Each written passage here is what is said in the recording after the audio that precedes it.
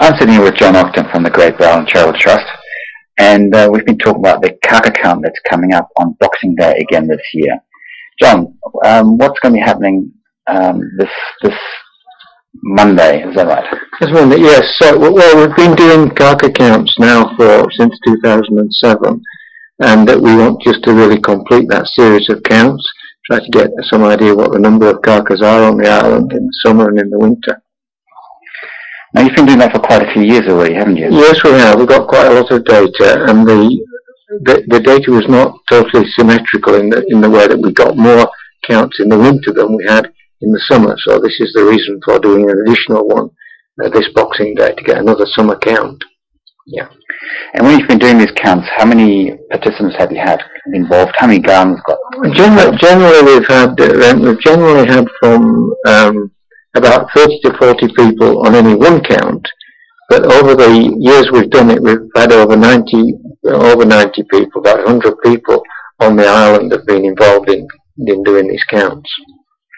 And you've done that for a few years now, so what kind of numbers have been coming out there? Anything interesting showing? It's come out very interestingly, because what we found is that the numbers in the summertime, particularly spring, but the numbers in the summertime are about twice the numbers in the winter.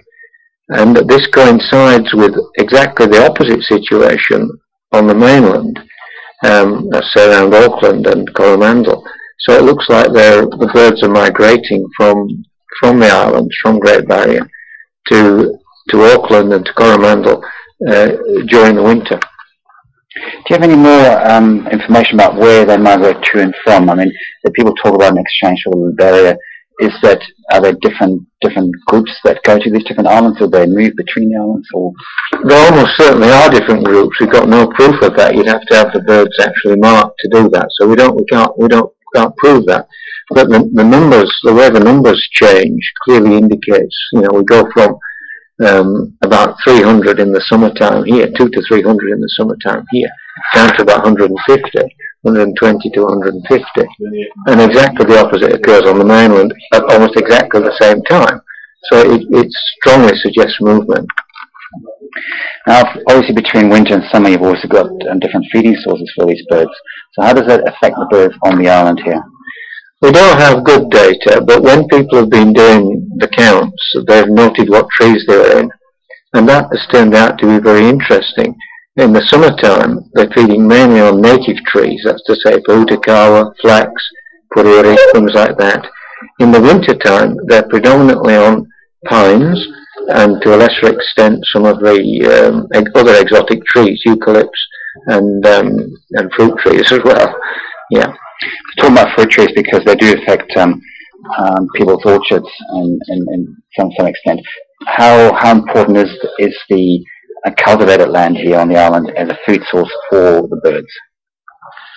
Probably quite important. They do feed quite a bit on fruit trees, and that is a problem for some people. For many, obviously a problem for people who are commercially involved in any sense whatsoever in growing fruit trees or nut trees and so on.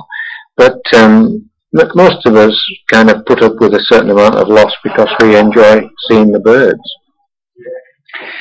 And the other thing that will affect number of population counts is breeding habit and breeding time and breeding habits. Where do Kaka breed, and what's their choice of habitat for that?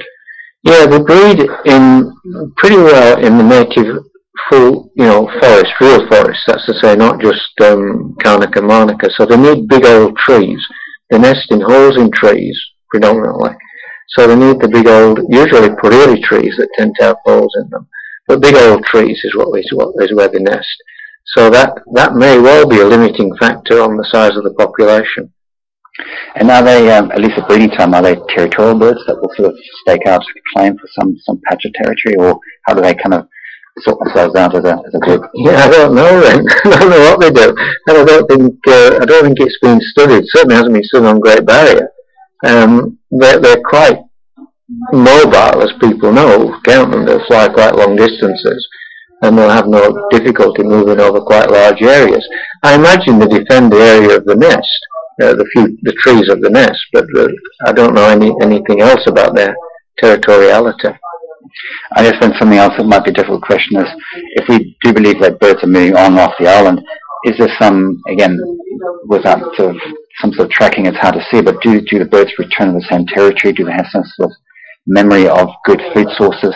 Now, I'm talking in terms of sitting there with people in a fruit orchard thinking, are these the same carcass that we had last year? Yeah, well, I think it's very likely they are. Many birds, we don't know because there's been no marked birds, but the birds they're very clever. I mean, parrots generally are very clever birds, and they have a good memory, there's no doubt about that. They're very clever at getting things like bands off their legs, for example, or transmitters off their backs. They manage to get rid of them. So there's been, what studies has been made on that kind of topic have generally proved unsuccessful. But they do have, the birds, particularly parrots, but the carcass probably as well, certainly have a good memory of where things are. And so once they've found your particular fruit tree, they'll not be forgetting it in a hurry, and they'll probably be telling their offspring also where it is. So the message does get around, yes.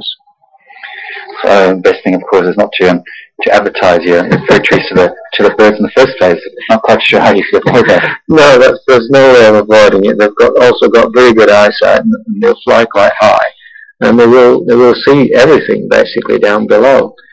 So there's really no way of hiding the trees, but they'll find them.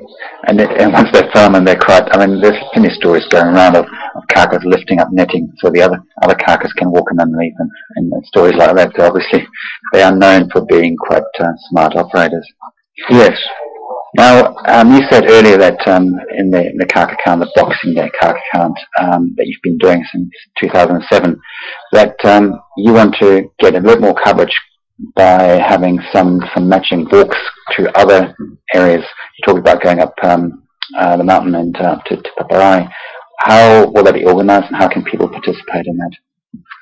Well, just to comment first before I answer that, on the first thing that you said, we have covered the island quite well with counts, because we've had people at Fitzroy and at Clarice and at Trefina and Arwana and everywhere doing the counts simultaneously, or pretty well simultaneously. So we've got a fairly good coverage in that respect. However, there are places that we've not really visited, more out of the way places like Hirikimata or Te Paparahi or Ruahini Mount Isaac in the south, for example. So we thought we would like to try to cover the possibility that there's more birds that we're not seeing in those places, and to organise some trips about Boxing, ideally on Boxing Day, but if not round about Boxing Day, to do some more counts in those more outlying, more remote places.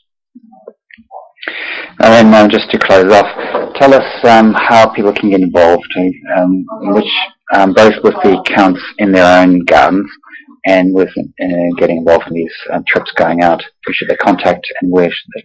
Well, with the counts in their own gardens, it's really Boxing Day morning and or Boxing Day evening, say between about 7 and 9 on both morning and evening, and count for half an hour, just what you happen to actually see or hear within half an hour. Try to get an idea of how many you've got. Forms are available to fill in for this, and Fenella Christian is doing the Trifinas or Schooner Bay area. Emily Pratt, who does the marine radio, is doing the Okupu Clarice area, so she'd be the person to contact there. I'm also doing Clarice and Arwana area, that's John Ogden.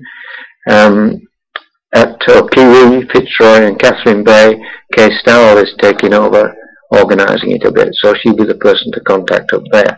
But otherwise, you can always contact me on 980 and or email me on johnogden@farmside.co.nz.